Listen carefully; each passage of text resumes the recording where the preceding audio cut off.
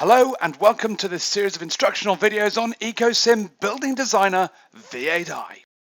And in this session we're going to take our conceptual model with our space allocation that we've coordinated and collaborated with our facilities manager with, and we're going to be taking this through effortlessly and efficiently into the next phase of our design project, that of the construction modeling. To start with, we're going to be looking at creating the floor slabs. We're going to be using design utility tools. We're going to be using feature modeling. We're going to be looking at Data Group Explorer, and we're going to be looking at display styles to round off this particular session. So let's get going. And the first thing we need to do is probably come down to Floor Selector here at the bottom of your screen. Make sure you've double-clicked on Floor 1. That sets the design plane to the first floor so that we can have peace of mind that whatever we do now is going to be set at the ground floor level.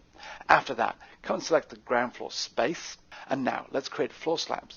It's very easy in Building Design to do that, because if we come to our task-based interface, if you're architecturally based, you can come to your Architectural Design tab, go 6 rows down, first icon in, place floor slab.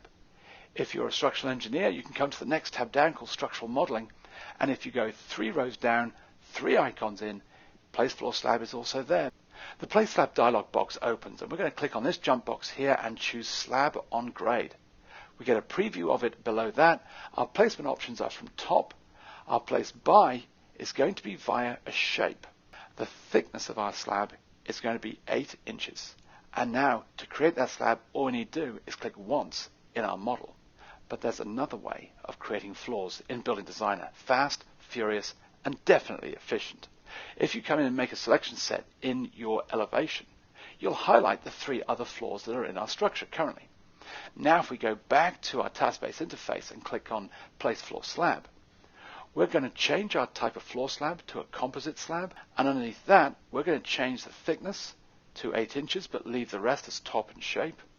And then all we need to do now is click once, twice, and reset, and our 3 slabs are generated for us. How do we know?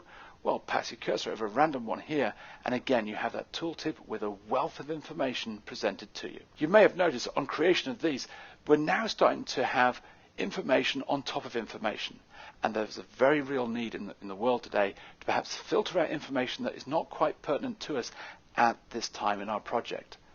Building Designer gives you one of the best ways to do this. It's called Level Display, and it's up here in your primary taskbar. You click on this, and you get this dialog box. It says Level Display View 3 because that's the view that's in focus. You have the name of the model you're in and the levels that are available and have been used in this case because they have a dot against them. But we need to turn off our spaces. So we're going to uncheck or just unhighlight this A-area. Now that turns the level off in the view 3 that we have here. To turn it off in the others, all we need to do is come to this little icon here and go Apply to Open Views and click on him. Gone. We've filtered out that information. It's not deleted, it's just suppressed temporarily. Now there's a better way of approaching and getting to and utilizing level display, and we're going to be coming on to that in just a few seconds.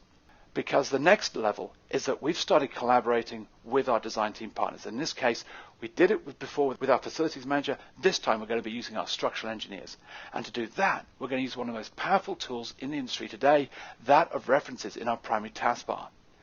We're going to click on Attach Reference. We're going to choose S-Grid. Click OK, and your reference attachment settings dialog box open. Make sure in the orientation you have coincident highlighted, and simply click OK. The grid attaches itself to our model. And the beautiful thing about this is that Level Display, as we've just seen, gives you the ability to be able to filter the information that is presented to you. But we're going to go to this Level Display once more, and we're going to use a new method of doing it. Press Ctrl and E on your keyboard. Level Display opens for you, and now you can see that we have a new entry. We actually can control how the grid appears to us. So we want to take off, we want to filter out, we want to get down to a far deeper granularity in this. So we're going to uncheck or unhighlight G and OSIM. Then we're going to click this icon up here, and now we control the level of data, the level of information that's presented to us at a much better level. So here's our grid. We're going to start working with that. But hold on a second. There's a change order. Our client has come in and said that not only do they have a visually stunning structure externally, but internally they want to create an awe-inspiring entrance to their structure. So they want an atrium. and they want it punched between the second and third floors. To do that, to start with, let's come down to our floor selector down at the bottom here and change to our third floor by double-clicking on it. And after that, we're going to change a few of the parameters that we're going to be using before we click on a tool. We're going to choose a different active level. We're going to choose default. From that, we're going to choose a different color, that of red, and a different weight, that of 2. We're going to then come to our task-based interface, come to here, place block. And the place block dialog box opens for us. If we come into our top view here and use the wheel on our mouse to zoom in, we're going to come here to this intersection, and straight away you can see there's a yellow X with an icon above it. This is AccuSnap, and along with Accudraw, they provide the industry's best and most efficient ways of precision placement of your content. If we move my cursor just along this grid line here, you can see that at certain points the icons change. This gives you information about where you are on that particular object. At this point, we're at an intersection.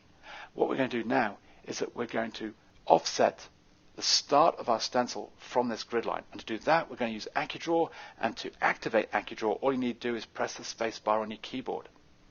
Now Accudraw comes into focus.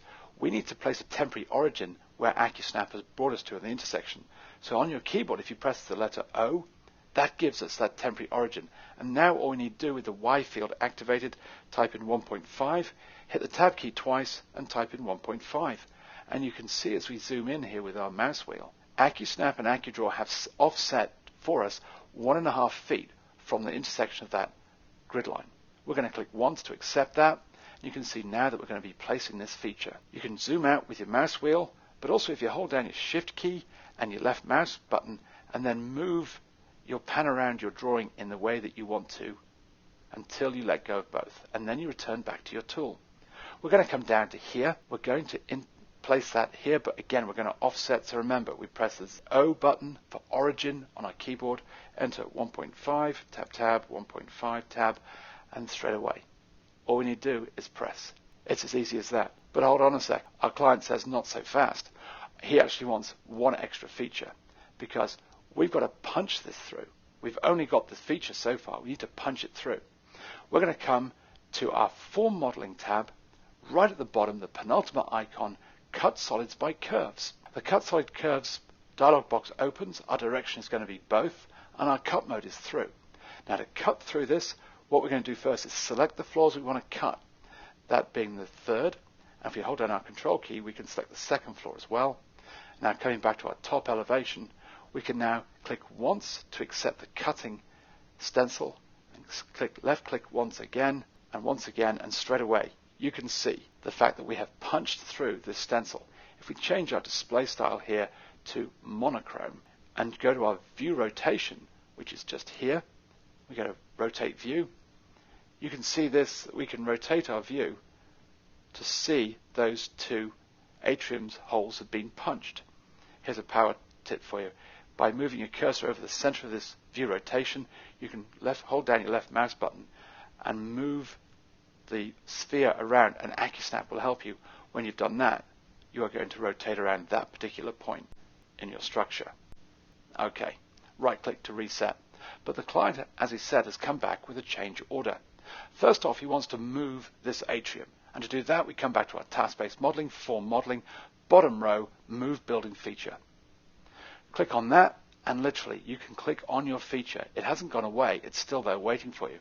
Click once and then click twice, and then after that you can see that we can move it in any direction we want to, and Accudraw is helping us there to help us with a precision way of entering in a distance for us.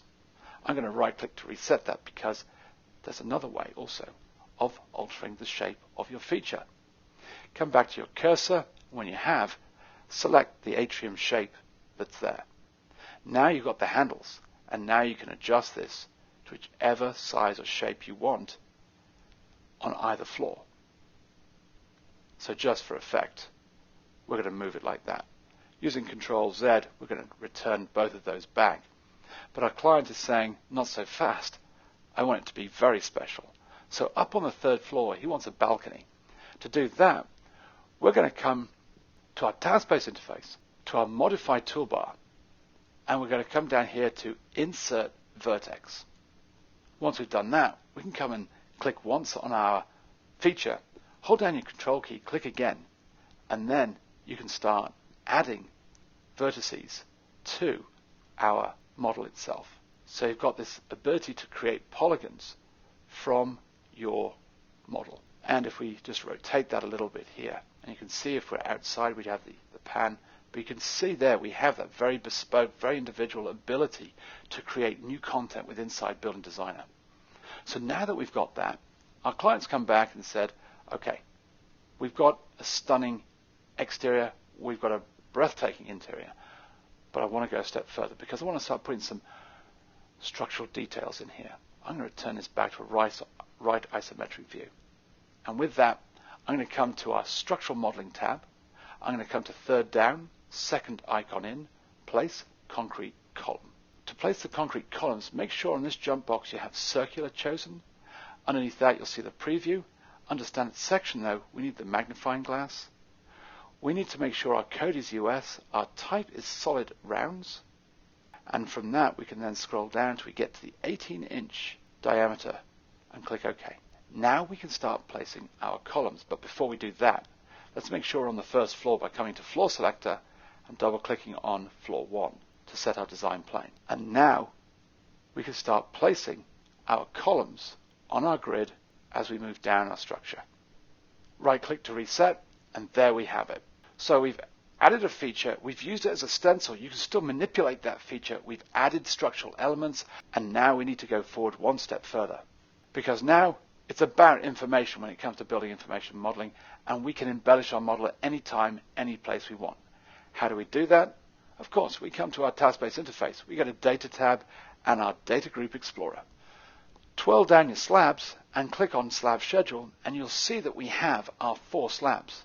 Every time you highlight one in Data Group Explorer, it highlights it in the model for you. What we're going to do now is going to start adding in more information so that further down the line our design team partners can take advantage of that without having to delay project time or design time. To do that, we just need to right click and select Edit, and in this case we're going to come down to the identification part. On our item ID we're going to call this one S1, and in the name we're going to type in Slab01. Now to impose that onto our model, all we need to do is click once in any of our views, and you can see now straight away we have Slab01. Let's go to our second floor, Edit, Item ID, second floor, Slab2, click once again. Let's go to our third floor and complete this building out. And finally, so there we have it, more information added to our Data Group Explorer for us to take control of, to utilize at any point we so wish to. So now that we've got our structure, we've got it starting to flesh it out, we've got our floor slabs, we've got our structural elements, we've seen how to use AccuSnap and Accudraw in concert with each other, we've looked at view display, but now we're going to be taking our display styles one stage further for either the presentation, design methodology, or the actual usage of at any stage. So we're going to come to our settings pull down menu, come to our display styles.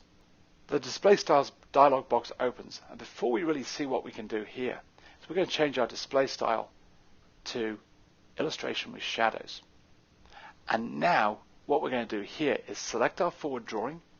We're going to return this back to where it was before. In other words, we're going to update it from the standard library. And with that, we're now going to start applying a different display style to this and showing you how to do that. So in this case, we're going to uncheck the transparency threshold, and in our visible edges, we're going to check a different color and a different weight. We're going to bump that up to 2. And with that, what we can do now to really take hold of this project is pass your cursor over your marker and to say, show me the cut of section A with this display style on. And now we get a really good idea of what we're looking at as we progress in our design methodology. We come into the second one, section B, and we can utilize this under our view rotation, perhaps to our front view, or let's say to our right view, such as this. It's all down to your needs and your requirements. And that's placing slabs, slab penetrations and hypermodeling in EcoSim Building Designer V8i. Thank you very much.